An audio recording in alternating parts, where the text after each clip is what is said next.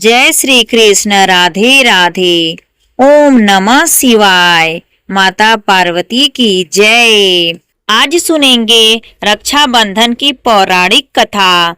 भगवान विष्णु के एक छल से कैसे शुरू हुआ था रक्षाबंधन का त्योहार। आइए इस कथा का आरंभ करते हैं। रक्षाबंधन सिर्फ एक राखी का त्योहार नहीं है, यह एक भाव है उस अटूट विश्वास का जो एक बहन अपने भाई में रखती है, और वह वचन जो भाई देता है अपनी बहन की रक्षा का। पर क्या आप जानते हैं कि यह पर्व केवल मनुष्य जगत तक सीमित नहीं, अपितु देवताओं की कथाओं में भी इसकी गूंज मिलती है। वह भी तब जब रक्षा का वचन एक भक्त देता है भगवान को, और भगवान उस वचन के बंधन में बंधकर उसके रक्षक बन जाते हैं। यह कथा उसी रक्षाबंधन की परिभाषा को ब्रह्मांडीय स्तर पर समझाती है। जब सृष्टि के पालन करता स्वयं वैकुंठपति विष्णु अपने धाम को त्याग कर एक असुर सम्राट के द्वारपाल बन जाते हैं। वैकुंठ जहाँ दिव्य संगीत, पुष्प वर्षा और अप्सराओं की नित्य धारा बहती है, वहाँ उस दिन एक विचित्र सन्नाटा था। माता लक्ष्मी का मन व्याकुल था, क्योंकि उनके प्राण स्वरूप श्री हरि सिंहासन पर नहीं थे। उन्हें ज्ञात था कि नारायण कहाँ हैं, परंतु वो उन्हें रोक नहीं सकी। तभी वहां देवर्षि नारद पधारते हैं। नारायण नारायण माते, ये उदासी क्यों है? माता लक्ष्मी कहती हैं, प्रभु पाताल लोक में हैं। बलि के द्वारपाल बनकर नारद चौंकते हैं।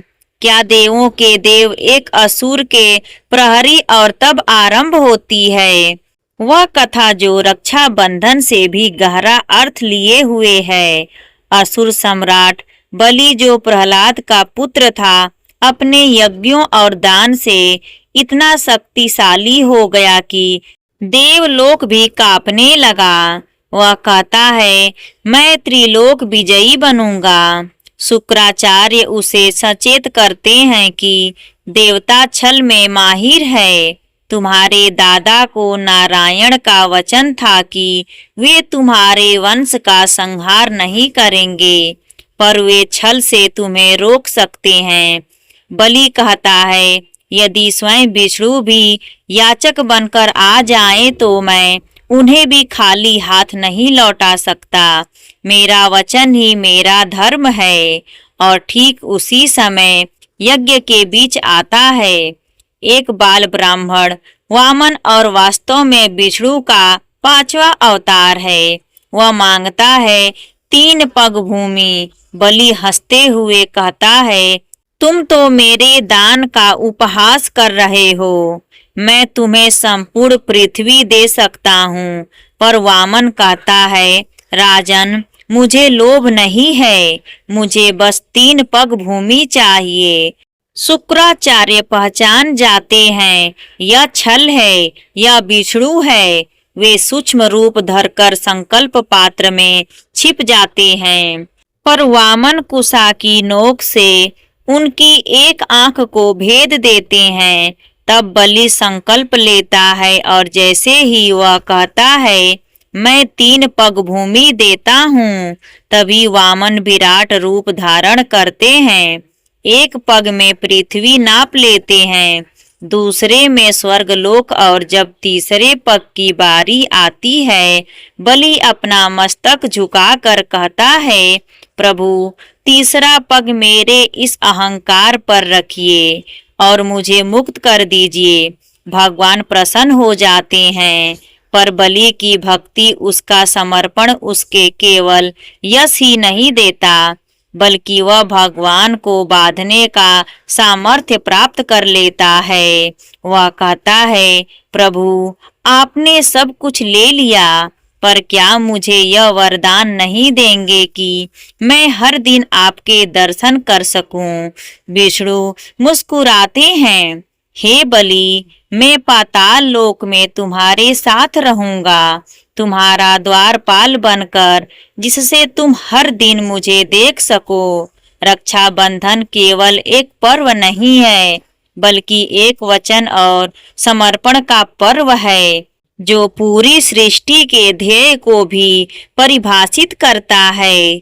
यह पर्व एक भक्ति और विश्वास के अटूट बंधन का प्रतीक है, और इसकी एक अद्भुत कथा जुड़ी हुई है, जो हमें भगवान विष्णु के स्वयं के वचन और भक्त बलि के समर्पण से मिलती है। यह वह कथा है जब माता लक्ष्मी, जो भगवान विष्णु की परम शारीरिक शक्ति हैं, अपने स्वामी को बचाने के लिए एक बहन का रूप धारण करती हैं। यह कथा तब शुरू होती है जब माता लक्ष्मी, जो एक दिन अपने प्रिय नारायण के सिंहासन पर न देखती हैं, अत्यंत व्याकुल हो जाती हैं। उनका दिल यह जानने के लिए व्याकुल था कि उनके स्वामी कहाँ हैं। देवर्षि नारद के आगमन के बाद उन्हें यह पता चलता है कि विष्णु पाताल लोक में असुर सम्राट बलि के द्वारपाल बने हुए हैं। जब यह स्थिति माता लक्ष्मी ने सुनी तो उनके मन में यह सवाल उठा कि क्या उनके स्वामी हमेशा के लिए पाताल लोक में रहेंगे? क्या उनका वापस आना अब असंभव हो चुका है? देवर्षि नारद ने कहा, माते, हर रक्षाबंधन को काटने का एक सूत्र होता है, पर इसके लिए आपको उस राजा के पास जाना होगा जिसने आपके स्वामी को बंदी बनाया है। लेकिन आपको उस राजा के पास एक देवी के रूप में नहीं, बल्कि एक बहन के रूप में जाना होगा। यह सुनकर माता लक्ष्मी की आंखों में एक नई आशा की किरण चमक उठी है। वे जान गईं कि उन्हें अपने स्वामी को वापस लाने का यही तरीका है। माता लक्ष्मी ने एक साधारण स्त्री का रूप धरा और निकल पड़ी अपने स्वामी को वापस लाने के लिए। पाताल लोक में पहुंचकर वे बलि के पास जाती हैं और वहां अपनी विलाप करते हुए कहती हैं, राजन, मैं बहुत अभागिन हूँ। आज रक्षा का पवित्र दिन है, परंतु मेरा कोई भाई नहीं है जिसकी कलाई पर मैं यह राखी बांध सकूं। यह सुनकर राजा बलि ने कहा, आज से मुझे अपना भाई समझो। लाओ, मुझे तुम्हारी कलाई पर यह रक्षा सूत्र बांधने का सौभाग्य दो। माता लक्ष्मी ने राजा बलि की कलाई पर रेशम के धागों से बनी एक सुंदर राखी बांध दी। राजा बलि, जो विष्णु के परम भक्त थे, यह देखकर बहुत चकित हुए। वे कहते हैं, मैया, तुम्हारी राखी ने मुझे अभिभूत कर दिया। मैं तुम्हारी हर समस्या को हल करूंगा, तुम्हारी हर परेशानी दूर करूंगा। माता लक्ष्मी ने उन्हें विनम्रता से कहा, भैया, मुझे मेरा पति लौटा दीजिए। यह सुनकर राजा बलि का चेहरा एकदम शांत हो गया और वे सोचने लगे, यह कैसी लीला है प्रभु, जिनके मैं पाताल के द्वार पर प्रतिदिन दर्शन करता हूँ, जिन्हें एक भक्त की तरह निहारता हूँ, वही आज मेरी बहन बनकर सामने खड़ी है। अब मेरा धर्म क्या कहता है? क्या मुझे एक भक्त के समर्पण को मानना चाहिए या फिर एक भाई के वचन को पूरा करना चाहिए? थोड़ी देर के लिए खामोशी छा जाती है, लेकिन उसके बाद राजा बलि के चेहरे पर एक शांत मुस्कान आ जाती है। वह हाथ जोड़कर कहते हैं, नहीं राजा, बलि हार सकता है, पर एक भाई नहीं। माते, आपने मुझे भाई बनाकर मुझे धन्य कर दिया। आपका पति आपका ही है और आप प्रभु को अपने साथ ले जा सकती हैं। माता लक्ष्मी ने आभार व्यक्त करते हुए राजा बलि का धन्यवाद किया और भगवान विष्णु को अपने साथ ले आई। इस घटना के बाद श्रावण मास की पूर्णिमा इतिहास में रक्षाबंधन के नाम से जानी जाएगी। यह दिन भाई बहन के प्रेम और वचन का पर्व बनेगा और रक्षाबंधन केवल एक संस्कार नहीं बल्कि एक भावनात्मक, पवित्र और ईश्वर के साथ जुड़े रिश्ते का प्रतीक बन जाएगा। इस दिन माता लक्ष्मी ने एक बहन के रूप में भगवान विष्णु को वापस पाया और भगवान ने भक्त बलि के समर्पण और वचन को सम्मानित किया। इस घटना ने रक्षाबंधन के महत्व को पूरी सृष्टि में अमर कर दिया और यह सदैव हमें याद दिलाएगा कि भक्ति, समर्पण और वचन के बंधन कभी भी भगवान को हमारे जीवन में वापस ला सकते हैं। यह थी रक्षाबंधन की अद्भुत कथा जो भाई बहन के रिश्ते की गहराई को दिखाती है और हमें यह सिखाती है कि भगवान भी कभी कभी हमें रक्षा के लिए अपने बंधन में बंध जाते हैं।